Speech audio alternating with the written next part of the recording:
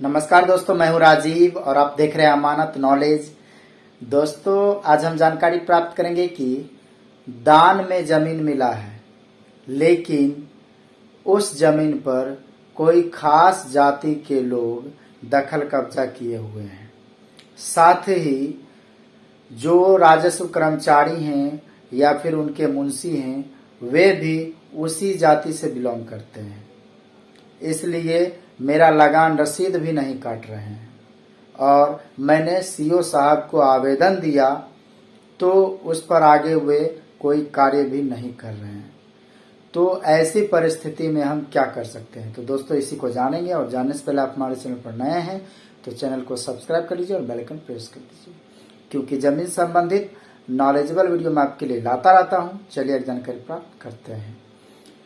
तो दोस्तों, इस तरह की बात है कि आपका कोई ज़मीन है जो कि भूदान में मिला है और उस पर आपका दखल कब्जा नहीं है। कोई खास व्यक्ति जो है, मतलब खास जाति के लोग जो हैं, वो मतलब कब्जा किए हुए हैं। अब आप बेबस हैं तो चाह रहे हैं उसका लगान रसीद कटाने के लिए। लगान रसीद कटाना चाह रहे हैं, लेकिन जो मुंशी है, जो कर्मचारी है, वो भी उसी जाति के हैं जिन लोगों ने आपका कब्जा किया हुआ है। और आपको ये लग रहा है कि वो उसी कास्ट के लोग हैं, इसलिए मेरा ये काम नहीं कर रहे हैं। तो हो सकता है बात सच भी हो, ठीक है। ये आप ही बता सकते हैं 100% क्या सच है, क्योंकि आप वहां हैं। अब बात करते हैं कि आपने सीओ को आवेदन दिया और उन्होंने भी कोई कार्य उस टाइप से नहीं किया है, तो आप असमंजस में अब क्या करें? तो दोस्तों, सबसे पहले ये देखना पड़ेगा कि भूदान में जो जमीन आपको मिला है, क्या उसका दाखिल खारिज हो रखा था? अगर दाखिल खारिज हो रखा था तो उसका लगान रसीद कट के क्या आपके पास मिला था?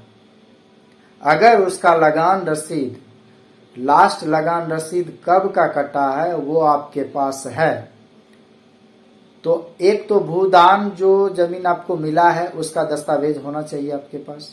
दूसरा, जो आपका ऑफलाइन लगान रसीद भी आपके पास होगा, तो लास्ट वह लगान रसीद कब तक का कटा हुआ है, ये दस्तावेज भी आपके पास होना चाहिए।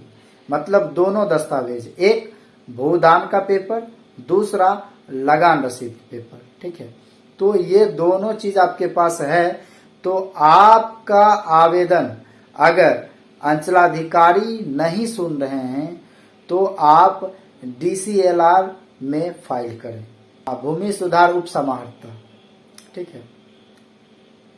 तो उनके पास जब आप फाइल करेंगे तो एक बात का ध्यान रखें कि सबसे पहले आप एक एडवोकेट की मदद लें, क्योंकि आप जब एडवोकेट के पास जाएंगे तो आपके दस्तावेज को अच्छी तरह वो देखेंगे।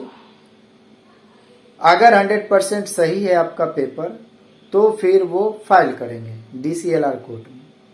वहां जब फाइल करेंगे तो वहां से सीओ को उसका स्पष्टीकरण देने के लिए मांगा जाएगा, तो सीओ वहां पर जवाब देंगे, ठीक है। अगर मान लीजिए कि वहां भी नहीं सुनता है तो उससे आप ऊपर भी जा सकते हैं। आप डायरेक्ट डिस्ट्रिक्ट मजिस्ट्रेट को भी आप ये आवेदन दे सकते हैं, लेकिन इस आवेदन के साथ साथ आपको ये मैटर भी दर्शाना है कि आपका जो जमीन है वह कौन से लोग हैं जो दखल कब्जा किए हुए हैं।